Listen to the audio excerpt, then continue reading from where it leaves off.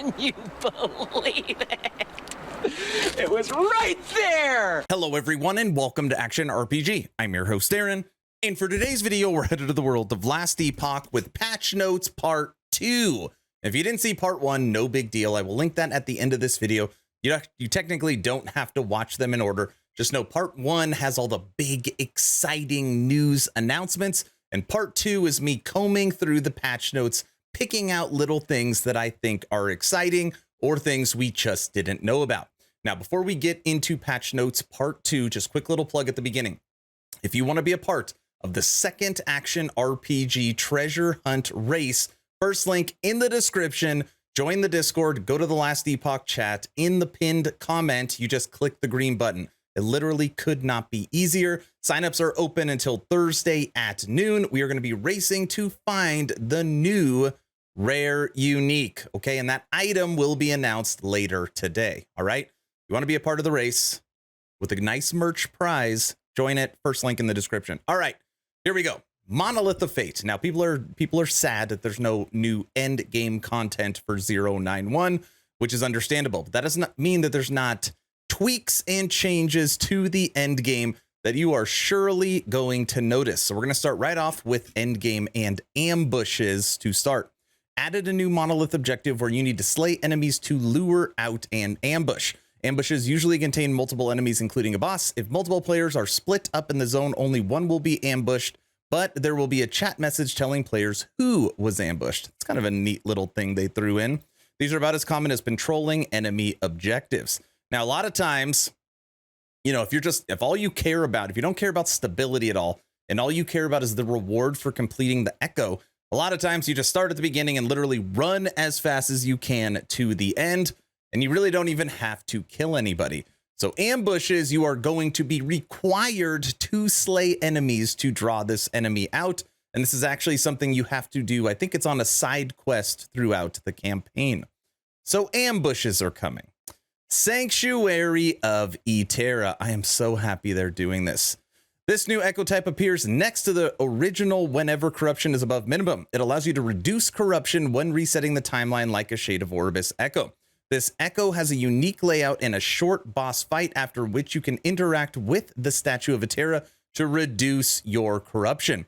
You can choose a small reduction up to 10, a moderate reduction, or to reduce your corruption to the minimum of 0 of non-empowered or 100 for empowered.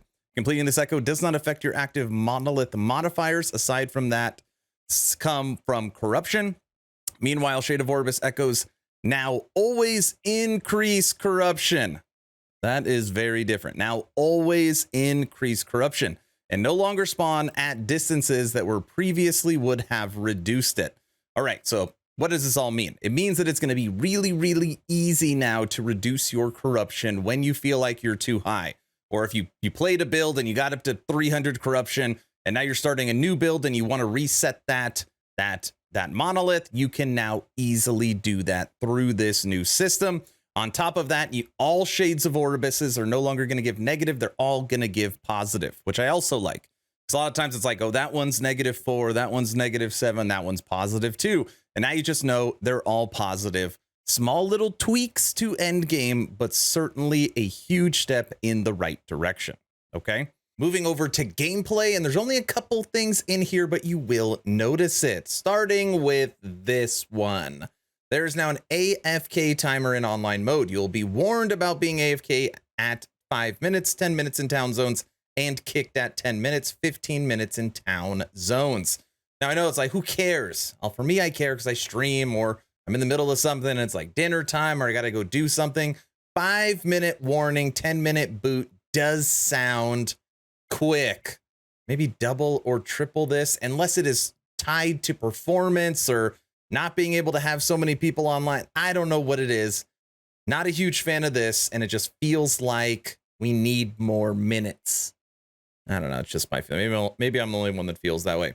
And then I thought this was interesting. Fixed fire resistance shred not working. Did not reduce fire resistance. Other shred ailments were working correctly. I was wondering about this, and now it is confirmed. So fire shred was not working. So all your fire builders out there, this is going to be big for you. Lastly, when it comes to this section, You can now promote a party member to party leader by right-clicking on their party portrait.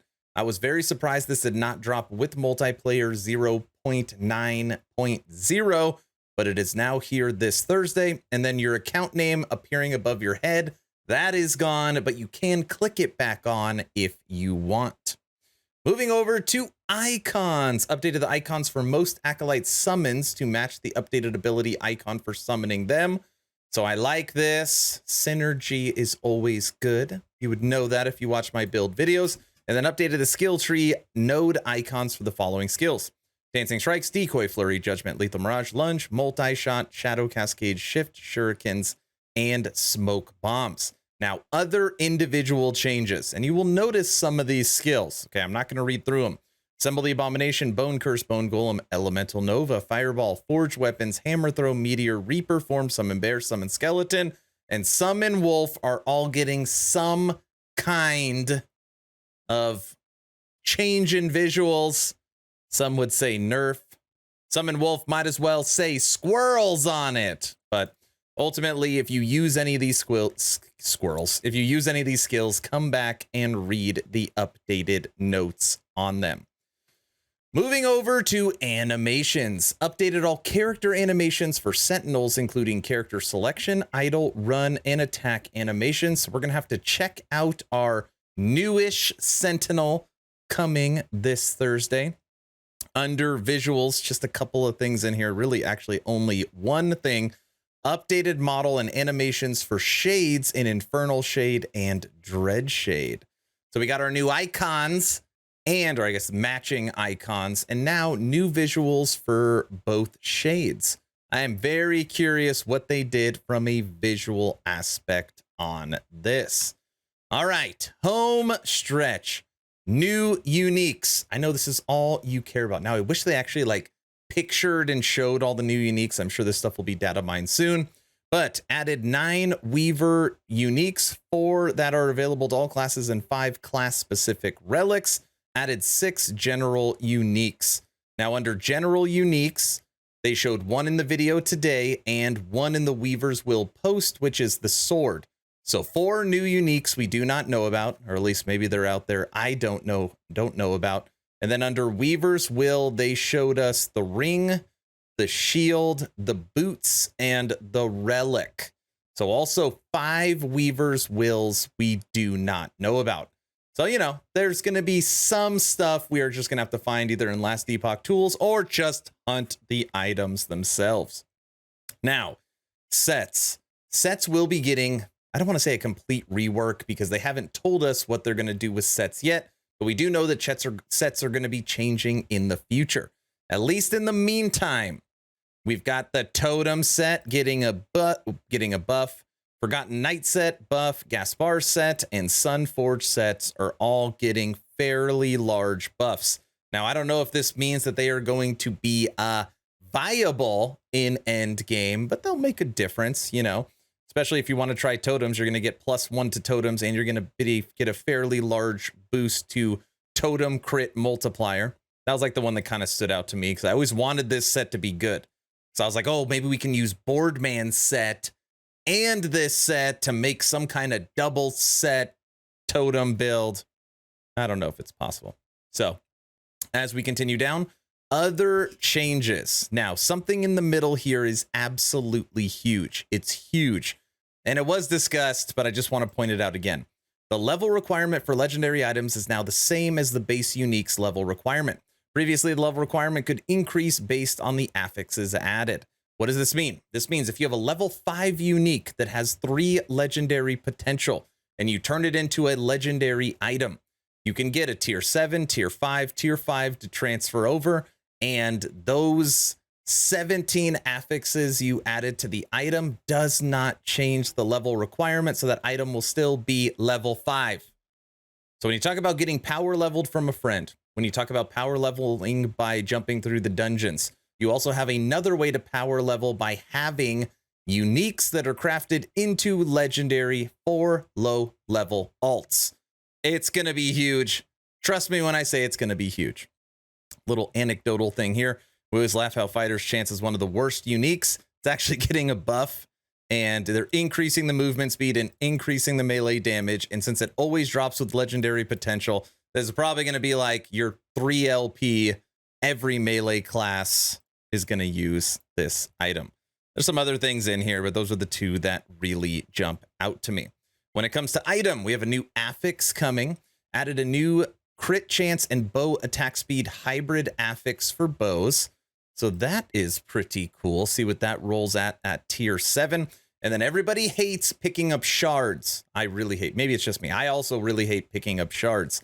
They increased the vacuum range by 25%.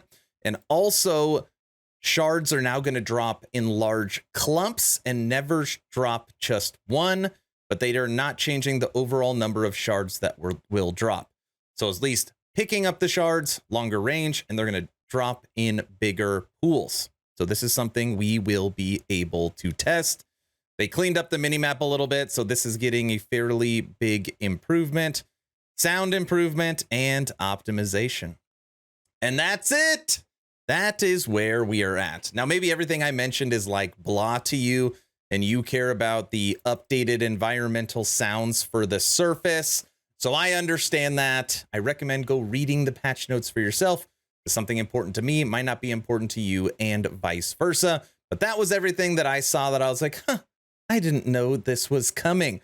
So that is patch notes part 2 in the books. I hope you are all ready for Thursday, Friday, Saturday, Sunday, and beyond. Again, we're going to be giving away games. We're going to be giving away merch. We're going to be spinning the Action RPG wheel, and we are going to be racing, which is always so much fun. Again, that video will drop on the race details later tonight. So 2 asks at the end of the video. Ask number 1. I'm hoping today is the day I have earned your subscription. Hoping today is the day you make the decision to push that little red button. I would really appreciate it, but of course, only if you think I deserve it. And if I'm not there yet, I'm going to work harder for you. Ask number 2, check out my Patreon. Thank you to the first 73 members that have signed up. Become an instant ARPG VIP and get Patreon exclusive content at the first link in the description. Now, I've been getting asked more and more, Aaron, what is the best way to support you? Is it a Twitch sub or, Patreon? Patreon is the best way, okay? I need all the likes, I need all the shares, I need all the interactions, all that stuff is so important. But if you want to take it one step further, the best way to support is Patreon, and you get added benefits. You get access to the Aaron Action RPG VIP YouTube channel that'll have Patreon exclusive content, including my studio tour. You get access to the bonus hour of the podcast. You get access to the VIP lounge and Discord where we get chit chat every day. You get a special title. You get access to get merch on the wheel spins. There's just so much to Patreon. It is the best. First link in the description, actually second link in the description. That's all I've got. Hopefully you were entertained or at least learned something. Aaron out.